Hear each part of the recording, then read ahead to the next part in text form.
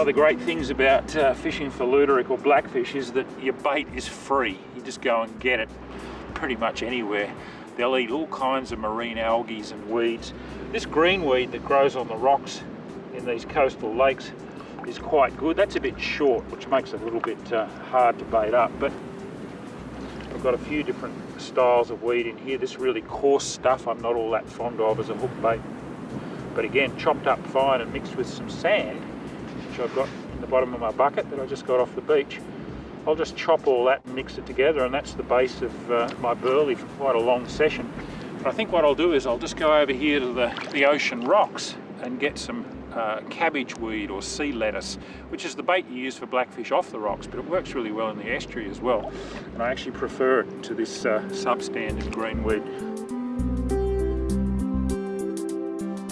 As in most forms of fishing, the better and fresher your bait, the greater your chances of success. It's worth investing a little bit of extra effort into this part of the process. It'll pay dividends in the long run. Be smart about your bait harvesting too. Take only small portions from each patch of weed, ensuring good regrowth for next time. And of course, keep a wary eye on those waves. If you're a blackfish fan like me, this stuff is gold. We call it cabbage or sea lettuce. It's a marine algae that's quite common along the southeast coastline of Australia. It grows on these wave-washed ledges in the intertidal zone between the high water and the low water mark. It's got a little root system that it anchors itself to the rocks with, and it grows really quickly at the right time of year. In a really hot summer, if we get a few days of very calm conditions and it gets exposed to the sun, it can die off and go white. But then as soon as we get a bit of rough water again that gets the salt water on it, it comes back to this beautiful green. It's full of marine life. There's little copepods and water fleas crawling around in it, baby crustaceans. Very, very healthy stuff. I'm sure you could eat it yourself as salad. This is what I'm hoping to catch our blackfish on. Even though we're fishing in the estuary system where this doesn't grow, the blackfish still love it. And one thing I do find with cabbage as opposed to greenweed, you tend to get slightly bigger fish. I hope I'm right anyway. Being organised and having an established game plan are further keys to success. This sort of organisation includes things like gathering your bait in advance and having your boat launching routine down pat, something that becomes doubly important when the ramp's busy. Today though, I've got the estuary almost to myself. You've got to be happy with that. I love this style of fishing. I'm quietly optimistic about catching dinner too. Well, this is certainly high-tech Luderick fishing, using the Lowrance touchscreen sounder to not only find the right terrain, but also to actually find schools of blackfish. Look, you don't need to do that. I know I'm going to catch blackfish along here, but it's really reassuring when you find them on the screen like this. We've got a combination of sonar, side scan, structure scan and down scan here, just showing me the topography in about 2.5 to 3 metres of water as I motor slowly along the bank here. You can see weed growth down here on the bottom, actual strands of weed coming up. I'm definitely finding the right kind of bottom here. I've got rock, I've got some weed, and there we go. There's some fish. Quite a different image on the sonar compared to the down scan, but that is definitely a school of reasonable sized fish, and I'd put money on them being blackfish, and they're about where I'd expect them to be. I'm going to put my anchors out here, anchor fore and aft, sit in nice and close to the shore, get a little bit of burley going, see if we can catch some blackfish. I love this. When chasing blackfish, I like to take my time and anchor securely across the tidal flow. Using just a single anchor from the bow would see the boat swinging back and forth across the current, and that's annoying, especially when you're trying to maintain contact with a drifting float. By using two anchors, one from the bow and one at the stern, I can create a comfortable and effective platform to fish from. I always face the bow of the vessel out into the channel too. This reduces the impact of wake and wash from passing vessels, which might slop over the transom if I was the other way around. I'm now ready to get started without any distractions or irritations, and it doesn't take too long for the action to kick off.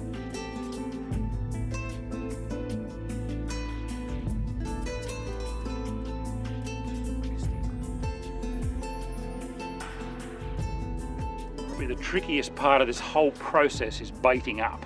Seems to give a lot of people problems with weed. It's a very soft bait, I'm using one of Mustard's little sneck hooks that are actually anodised green, so it really helps to hide the hook in the bait. But what I always do is just lay the bait alongside the hook and leader and then take a couple of half hitches around the top of the weed. Don't pull too tight on it because that line will cut right through the weed. So they're just lightly tightened half hitches, and make sure they don't go round the hook shank. They just got to be around the weed so that it cuts through on the strike. Then push the hook through the bottom of the weed bait and then just have a bit of a prune. Make sure there's not too many little leaves and things hanging off that the blackfish can tug on.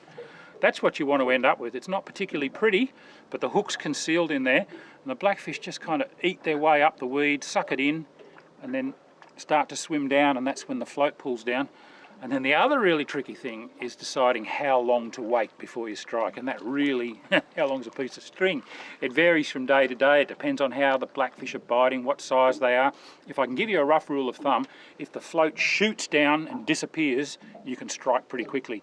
If it bobs a couple of times and goes down slowly and holds there and comes back up and goes down, you've got to wait and wait and wait and then strike, and hopefully you'll get him, but expect to miss a few.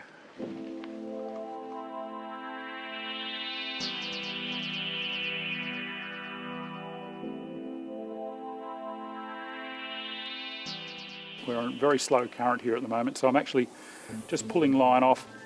And what I'm trying to do is keep the minimum amount of belly between my rod tip and the float so that I can strike neatly when the float does go down. But I'm never holding the float back or dragging it through the water, because that will stop the blackfish from biting. I'm getting a little bite here at the moment. It's bobbed down a couple of times. It's come back up again. It's gone down, back up, playing with it. He's playing with it. Oh, come on, take it properly. Got him. Oh, yes. He's a solid fish, this one. He's just staying down deep. Thump, thump, thump, you know, when they're good ones. I'm fishing a run-out tide here. I don't mind either tide, run in or run out for blackfish, but I do like some run. I find them a bit hard to catch when the water's really still, so I prefer a bit of tidal movement. I like about at least a metre of movement between high and low water. Helps to take your burley away and make your float drift along and cover more water. This guy's using the tide. He's just hanging down there in that flowing water. Just take him nice and gently. Oh yeah, I can see him flashing down there now. They fight right to the end. They don't really give in. He's a nice fish. And they usually keep a little bit in reserve for when you try and reach for them with the net.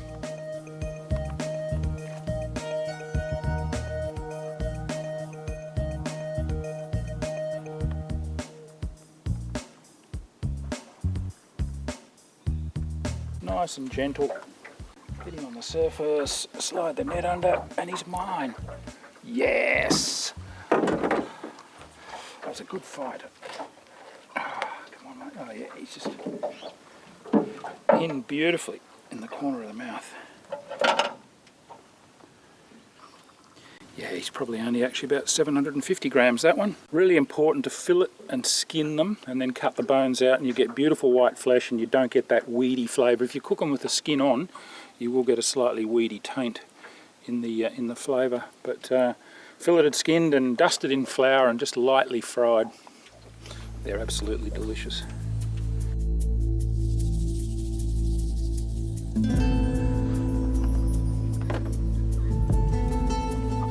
When I pull out a fairly big bunch of cabbage weed like that, that's obviously too big for bait, the bits that I'm pulling off, I just throw them into the water. And that's part of my burley trail.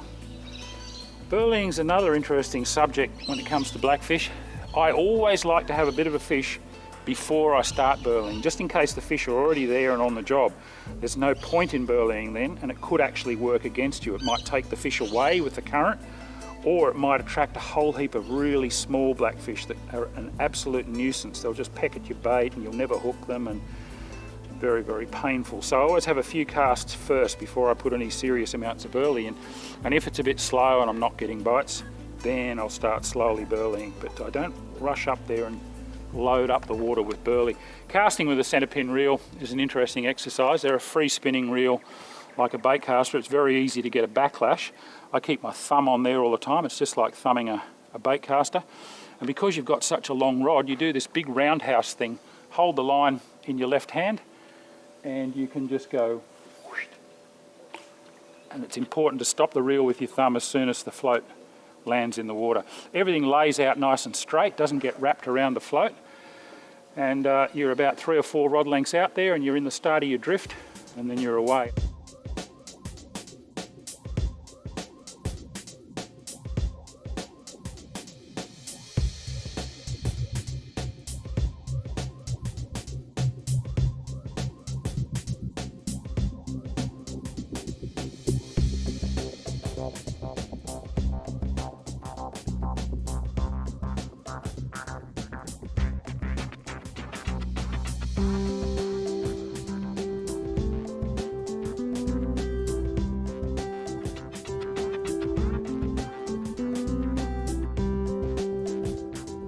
The anticipation and visual component of this particular style of angling sets it apart as something very special in my book.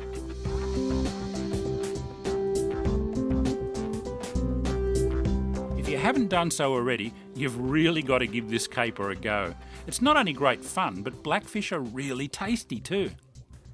You'll need a long, relatively soft rod of around 11 to 14 feet in length with a nice, slow, progressive taper and either a centre pin or a spinning reel. In addition, you'll require some stemmed floats, small sinkers or split shots, a few swivels and small, sharp hooks like the brilliant mustard snecks that I'm using. A net with a long handle is the best tool for landing these fish when you're using lengthy rods and fixed floats. There are many different ways to rig up, and these are well covered in books, magazines and online. I'm a big fan of a movable fixed float, but running float rigs with a stopper can be useful if you need to set your bait deeper than a rod length. I'm fishing about, probably a little bit over 2 metres in about 3 metres of water, and that's where these fish tend to hang, down in the bottom third of the water column. But some days you need to vary that drop up and down until you start getting consistent bites.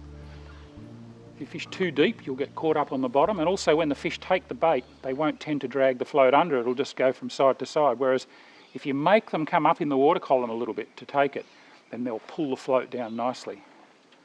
And you get that classic blackfish down. That's what a bite's called in blackfishing, a down, because your float goes. And it's a wonderful, I think that's the most delicious moment in blackfishing, is from when that float disappears under the surface until you raise the rod tip and feel the weight, the powerful surge of that hooked blackfish. So this is my burley mix, and it's just that chopped up greenweed that we got out of the lake mixed with a bit of wet sand. The sand helps take it down in the water column. It'll tend to float otherwise, but you can form little balls out of it. You end up with sand all over your hands and it gets in the reel, and it's an absolute nuisance, so I just prefer to use an old plastic cup. Throw a bit in. A little bit often is better than a big lot. A couple little scoops. It's mostly sand, but it's got the flavour of the weed in it, and little weed scraps going down there with it, plus the bait scraps that I'm throwing in as I'm rigging up here. So there's a nice little steady stream of food going down there. I marked a lot of blackfish along here on the Lowrance structure scan as I came along, both underneath me and out to the side.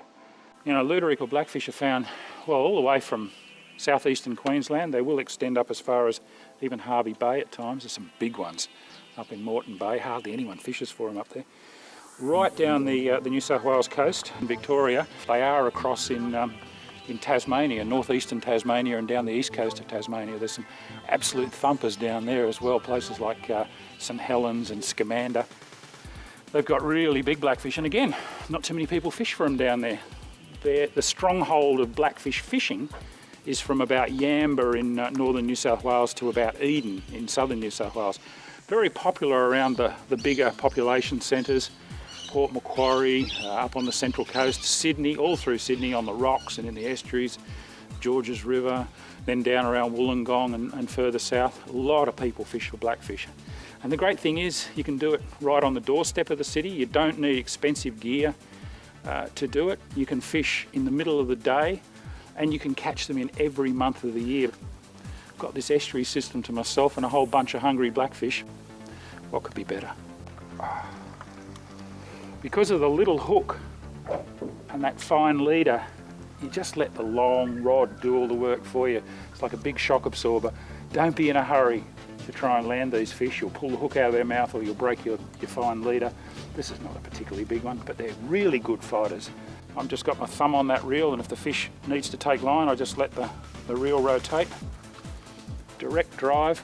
It's got a lot of similarities with fly fishing, and it's interesting. A lot of people that are really into their black fishing are also really into fly fishing, and I find both of them really stimulating. I've just flicked the little ratchet on this reel now, put the little clicker on so that I can just go single-handed, reach for my long-handled net, rather battered old net. Normally I wouldn't use a mesh net for fishing these days because it knocks the fish around, their slime coats and things, but I'm not letting these blokes go. I'm here to catch a feed. Love fresh blackfish.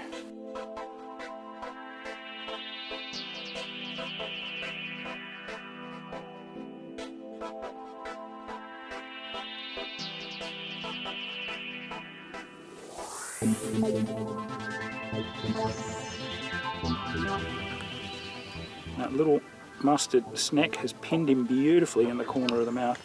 Oh, he's probably about 28 centimetres long. My span's about 23.5. It's always a good idea to measure your hand span. You can use it as a quick measurer. So 23.5 to there. I know it's certainly more than 25 to the tip of the tail. And it's a very, very sustainable fishery. There's so many of these around. I can come out and catch 5 or 6 most days that I want to. And the family can eat fresh fish. Love it.